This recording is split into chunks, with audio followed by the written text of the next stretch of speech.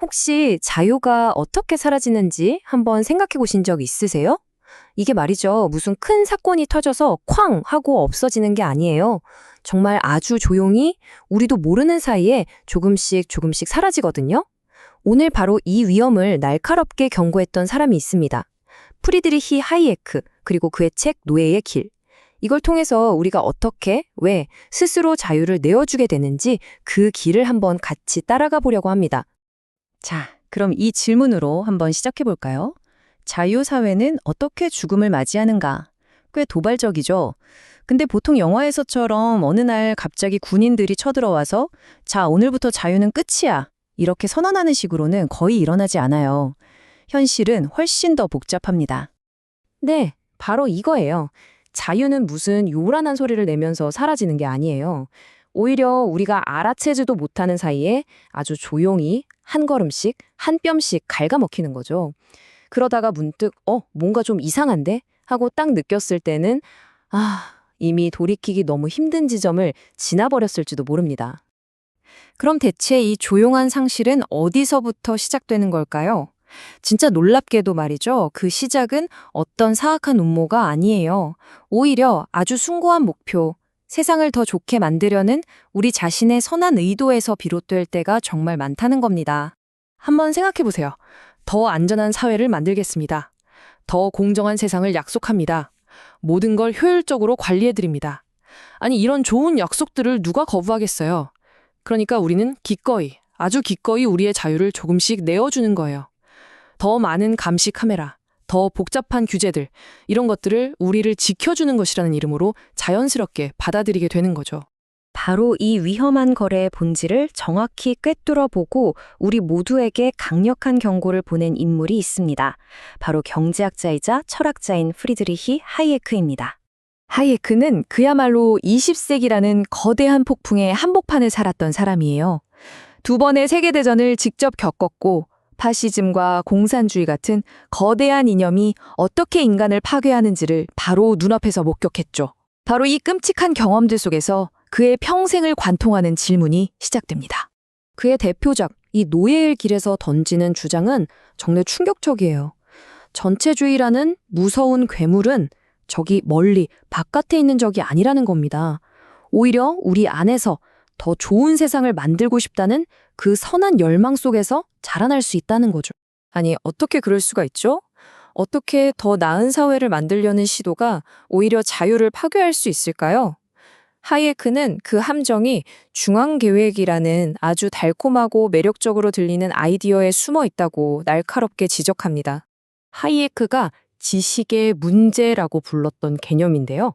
핵심은 아주 간단합니다. 한 사회가 돌아가는 데 필요한 그 어마어마한 지식과 정보는요, 절대 한 명의 천재나 똑똑한 정부 관료 몇 명이 전부 다 알 수가 없다는 거예요. 왜냐하면 그 지식은 바로 우리, 수백만 명의 평범한 사람들, 각자의 머릿속과 경험 속에 생생하게 흩어져 있기 때문이죠. 자, 이 빵집 주인 비유를 들어보면 개념이 확 와닿으실 거예요. 저기 중앙정부에 아주 똑똑한 계획가가 한 명 있다고 상상해보죠. 그 사람이 과연 이 동네 사람들이 아침 7시엔 바삭한 크루아상을 원하고 비 오는 날에는 왠지 단팥빵을 더 찾는다는 걸 알 수 있을까요? 절대 불가능하죠. 그건 매일매일 손님들하고 얼굴 마주하는 빵집 주인 아저씨만이 아는 살아있는 지식이거든요. 자유시정은 뭐냐? 바로 이 빵집 주인이 자신의 그 소중한 지식을 마음껏 활용해서 사람들을 기쁘게 해주도록 자연스럽게 판을 깔아주는 시스템인 셈이죠. 그런데 만약에 이런 지식의 문제를 그냥 무시하고 우리가 다 계획했어 하면서 밀어붙이면 어떻게 될까요? 결국 계획대로 사회가 착착 움직이게 하려면 사람들 개개인의 선택을 하나하나 통제해야만 합니다. 당신이 뭘 사는지, 어디서 일하는지, 심지어 어떻게 사는지까지도요. 그리고 이 모든 걸 통제하려면 당연히 모든 권력이 한 곳으로 모일 수밖에 없겠죠. 역사는 그 결과가 얼마나 끔찍했는지 우리에게 똑똑히 보여줍니다. 노동자들의 유토피아를 만들겠다고 약속했던 소비에트 연방을 한번 보세요. 그 화려한 약속의 끝은 뭐였나요? 결국 모든 것을 국가가 결정하는 완전한 통제의 사회였어요. 개인의 선택권이란 건 아예 사라져버렸고 그 과정에서 수백만 명이 굴라크라는 강제 노동 수용소에서 비참하게 죽어갔습니다. 근데 하이에크의 분석은 여기서 멈추지 않아요. 그는 권력이 한 곳에 집중될 때 나타나는 가장 소름 끼치는 결과를 경고합니다. 그게 뭐냐면 권력이 점점 더 커질수록 그 권력을 탐내는 사람들의 종류, 그 유형 자체가 바뀐다는 거예요. 바로 이 유명한 경고죠. 최악의 인간들이 권력을 잡게 된다. 왜 하필 최악의 인간들일까요? 한번 생각해 보세요. 모든 걸 통제할 수 있는 절대 권력. 이런 권력을 누가 원할까요? 다른 사람과 타협하고 설득하려는 온건한 사람들은 이런 거 별로 안 좋아해요. 오히려 수단과 방법을 가리지 않고 규칙 같은 건 그냥 무시해버리고 남을 짓밟아서라도 자기 목적을 이루려는 사람들. 바로 그런 사람들이 이 거대한 권력의 자석처럼 이끌리는 거죠. 그리고 슬프게도 이 권력 투쟁이라는 정글에서는 결국 그런 사람들이 이기기 마련이거든요. 그리고 역사는 하이에크의 경고가 너무나도 정확했음을 비극적으로 증명하고 있습니다. 히틀러, 스탈린, 마오쩌둥 이들 모두 더 나은 사회를 만들겠다는 약속을 내걸고 중앙 집권적인 권력을 손에 쥐었지만 그 결과는 우리 모두가 아는 인류 역사상 최악의 참극이었습니다. 자, 그렇다면 이런 비극을 피할 대안은 대체 뭘까요? 하이에크가 제시하는 건 모든 게 완벽하게 정돈된 그런 계획사회가 아닙니다. 오히려 그 반대예요. 겉으로 보기엔 좀 지저분하고 혼란스럽고 비효율적으로 보일지도 모르지만 결국엔 훨씬 더 역동적이고 진보적인 사회, 바로 자유로운 사회입니다. 바로 이 지점에서 우리는 아주 근본적인 선택에 놓이게 돼요. 계획사회는요, 실수를 줄일 수는 있을 거예요. 하지만 새로운 시도 자체를 억누르기 때문에 혁신이 거의 일어나지 않죠. 반면에 자유로운 사회는 어떨까요? 수많은 실패와 실수를 허용합니다. 하지만 놀랍게도 바로 그 예측 불가능한 혼돈 속에서 세상을 바꾸는 혁신이 터져 나오는 겁니다.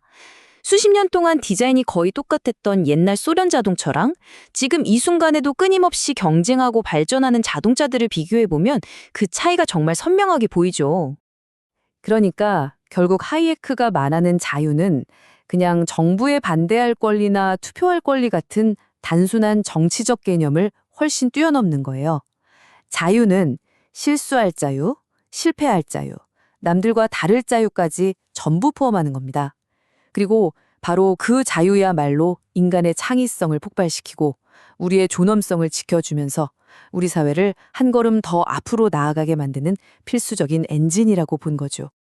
자, 이게 단순히 80년도 더 된 낡은 이야기일까요? 절대 그렇지 않습니다. 하이에크의 경고는 지금 21세기를 살고 있는 바로 우리에게 그 어느 때보다 더 날카롭고 직접적인 질문을 던지고 있습니다.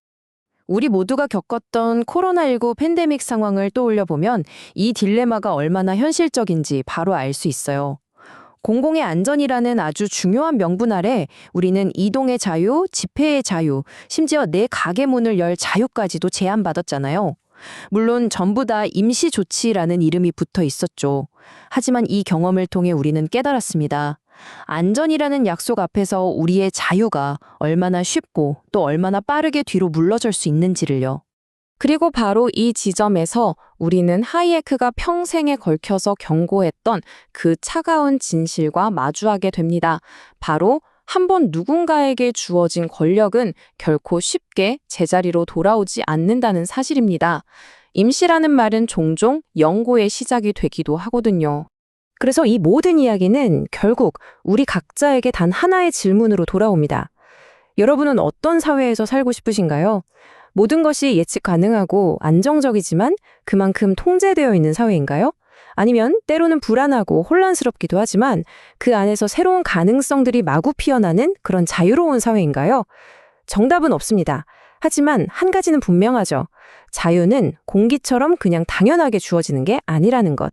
그리고 그 자유를 지키기 위한 선택은 매일 바로 우리 자신의 손에 달려있다는 사실입니다.